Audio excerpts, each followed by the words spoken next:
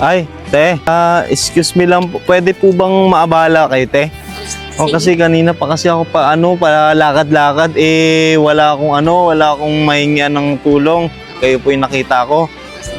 Pwede po ba makahingi kahit ano lang po, pagkain na sana. Nagugutom na kasi ako kanina pa ako nagugutom. Wala pa kasi akong kain. Galing pa po kasi ako doon nag-akot ng kahoy. Ano May po? kanin to dito. Ha? May kanin, no? May kanin po kayo? May kanin to, oh. Eto po. Ito. Ay, pagkain yata ni nanay yan eh. Okay lang. Saan po ba kayo galing? Sabi mo gutom ka. Sa bundok, ng kalabaw. Talaga po, sana lang to. Ano tong Yun. pagkain? Anong ulam nyo? Baboy. Masarap po yung ulam nyo. Ayun. Bibigay nyo sa akin? Oo, bibigay. Ba't po kayo naglalakad? Ba't nyo po inalalayan si nanay? Kinuha si nanay ko. Kinuha niyo po? Hindi makakita. Hindi siya vision. Ilang taon na? 70. 70 years old na siya. Ilang taon na siya hindi nakita? Matagal na. Ganon? Mga 10 ata. 28 pa. At 28. Oo. 2018. 28 years? Na hindi makakita. Ganon. Dahil? May katarata yung mata niya.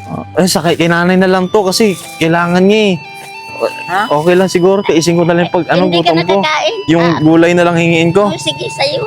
Lulutuin ko na lang siguro pag uwi. Pala siya nakaka-vision. Matagal na, 28 years. Pero kahit hindi kayo na nakaka-vision, hindi kayo nakakakita. Bantahan lamang. At least yung Panginoon, yung Lord nandiyan pa rin sa tabi nyo, no? Naniniwala pa rin naman kayo kay Lord, no?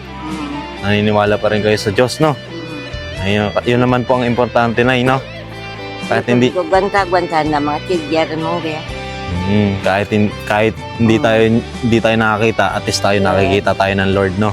Amuyo lang kay Lord. Mga muyo lang, no? Mag-pray lang, no? Tama po ba? Kasi siya lang naman yung kalakasan natin, siya lang naman yung sandalan natin, wala lang iba, no? Wala tayong ibang malalapitan kasi yung buhay natin harap lang naman sa Kanya.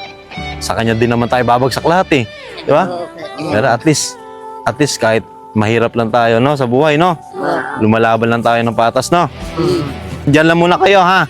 May kukunin lang ako. Sige po, diyan lang kayo, ha? Dito ko muna ilalagay ito. Ay, akin na lang to. Diyan lang po kayo. Basta diyan lang po kayo, ha? Nay! Nay! Bibigyan ko kayo ng, etong bigas. Okay lang ba? Kayo na lang bigyan ko kasi mabait naman kayo. Binigyan niyo ako ng talbos eh. Hindi, balik ko na lang yung talbos, ha? Mabait naman kayo. Hindi, sa inyo lang yan kasi sa totoo lang po, naghahanap talaga ako ng dadaan dito, nanghihingi ng tulong. Kayo po yung nakita ko, na-tsempohan ko. Sa inyo na lang tong bigas. Tapos, etong Santon Gold Coffee Mix, ha? Etong kape, walang asukal yan. Tapos pwede sa acidic. Herbal coffee, malunggay, ang palaya yung niya. Naming kape. Sa inyo yan, ha? Sige. Inumin nyo, ha? Okay? And bigyan ko na lang din kayo na kahit onti lang, pambili lang ng ha? Kasi ito kahit malaki o maliit na blessing, siguro pagpasalamat na lang natin sa Lord, no? Na binibigyan tayo, no? Na tayo ng Bigyan tayo ng pek. Oo, ha? Sige. Ay, ha? Bigas sa inyo na yan, ha? Okay lang sa inyo? Sige. Ayan, ha?